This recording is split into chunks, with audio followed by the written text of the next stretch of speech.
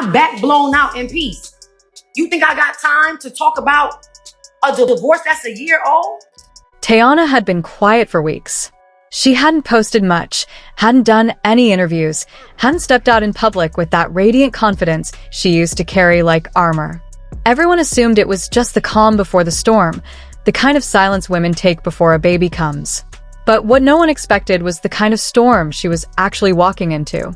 Because while the world was waiting to celebrate her, waiting to see the beautiful baby she was about to bring into the world, the one person she needed to show up the most didn't. It all happened behind closed doors. No red carpets. No flashing lights. Just a private hospital room, a small circle of family, and a woman about to become a mother again. There was no drama that morning. The delivery went smoothly, and the baby, according to a nurse who spoke anonymously, was born healthy and beautiful. Teyana was exhausted, but glowing. For a few brief hours, it seemed like everything would be okay. She kept asking the nurses if there were any updates, kept checking her phone between contractions. People assumed she was waiting on a friend or maybe an assistant, but those close to her knew exactly who she was looking for. She was waiting for Aaron. He didn't come. And even then, she still made excuses for him. She told one of the nurses that maybe he got the time wrong or that he was nervous and didn't know how to show up. But her voice was shaky. There was something in the way she said it, as if she already knew the truth and just wasn't ready to accept it yet.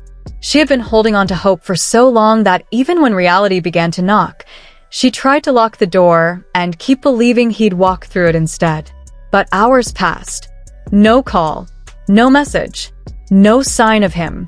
And then came the moment that changed everything.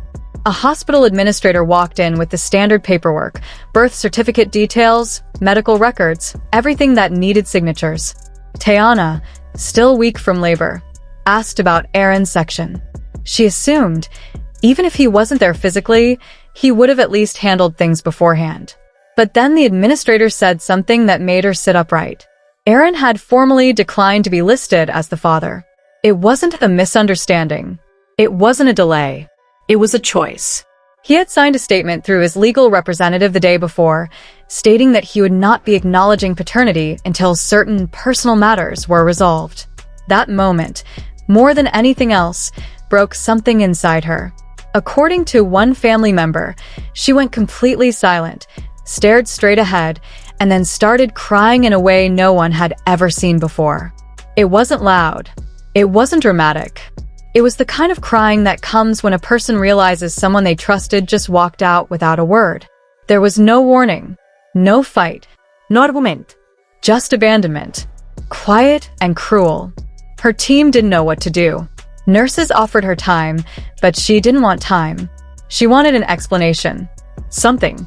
Anything. She tried calling him, but he didn't answer. She sent messages.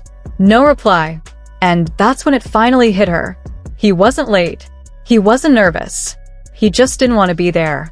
For someone like Teyana, who had already been through so much, this was a kind of pain she never thought she'd feel again. She had already endured the breakdown of a public marriage. She had already fought through judgment, loneliness, and rebuilding her life, with the world watching. So to have this moment, the arrival of a child, twisted by silence and rejection, it was something even she couldn't prepare for. The next morning, she posted a single photo on Instagram. It was black and white, her hand gently holding her newborn's tiny fingers. No tags, no location, just a caption that said, "We got us." That's enough. That one post said everything. Fans immediately flooded the comments with love, but even they could feel it. This wasn't a typical celebrity baby announcement. This was heartbreak, dressed up in soft tones and quiet strength. And while Teyana remained silent, the internet started asking questions. Why wasn't Aaron there? Why didn't he sign? Where was he? Some people remembered the earlier scandal, when Aaron's ex had released alleged DMs that claimed he planned to leave Teyana right after the baby was born. At the time, some thought it was just messy gossip. But now, that message, "Let her have the baby, then I'm coming back to you," suddenly felt very real. Sources close to Aaron claim that he's been uncertain about the child's paternity for months, which many believe is just a convenient excuse. Teyana had never given him a reason to doubt her. In fact, insiders say she went out of her way to reassure him, to include him, to build a life around him. And now, the same man who once whispered promises into her ear was refusing to even put his name next to hers on a form. One friend of Teyana's, who asked to remain unnamed, said she had been sensing something was off during her final weeks of pregnancy. He started getting distant. Less calls, less warmth. She tried brushing it off, thinking maybe he was just nervous. But deep down, she felt the shift. She just didn't want to admit it. And now, with no signature, no support, and no communication, that shift had turned into a collapse. Teyana's inner circle immediately closed ranks around her. Her mother, sister, and closest friends flew in to be by her side. No one from Aaron's world reached out. No flowers. No texts. Nothing. The silence was so loud, it was deafening. It wasn't just about co-parenting or legalities anymore. It was about dignity, respect, and the lack of it made everything worse. As word spread, the public responded. Fast. Aaron began trending within hours, but not in the way any actor wants to. Hashtags like #DoBetterAaron and #StandWithTeyana flooded social media. People weren't just angry, they were disgusted. Celebrities chimed in too. One popular artist tweeted, "A real man never walks away from his child. Period." Another posted, "The birth certificate ain't the problem. The absence is." Everyone had an opinion, and almost none of them were kind to Aaron. A petition even started online, calling for Aaron to publicly acknowledge his responsibility and apologize to Teyana. It gathered tens of thousands of signatures in just days. People were furious not just because of what he did, but because of who he did it to. Teyana wasn't some random tabloid name. She was a respected artist, a mother, a woman who had loved out loud and never been afraid to show her vulnerability. To see her hurt again, especially like this, felt personal to so many. And then, just when people expected Aaron to speak out, he didn't. He stayed completely silent. No Instagram posts. No interviews. No carefully crafted PR video with a somber tone and apologetic gaze. Just a cold, echoing void where accountability should have lived. Days passed. Then a week. Then another. And all the public got was a generic, forgettable statement from someone on his team, buried halfway down a gossip site article. It read, "Aaron respects Teyana and wishes her and the child well, but is choosing to stay private during this deeply personal time." That's it. No mention of the signature. No acknowledgement of the missed hospital visit. No epalegui. Just vague, polished nothingness. Meanwhile, Teyana didn't release a statement either. She didn't need to. Her actions did the speaking. She scrubbed her profile of him. Every photo, every tagged moment, every trace of their history was gone in hours. Like he never existed. She unfollowed him without a word. Her stories, once filled with laughter and baby prep, went dark. Her team stayed silent, but whispers from her circle spoke volumes.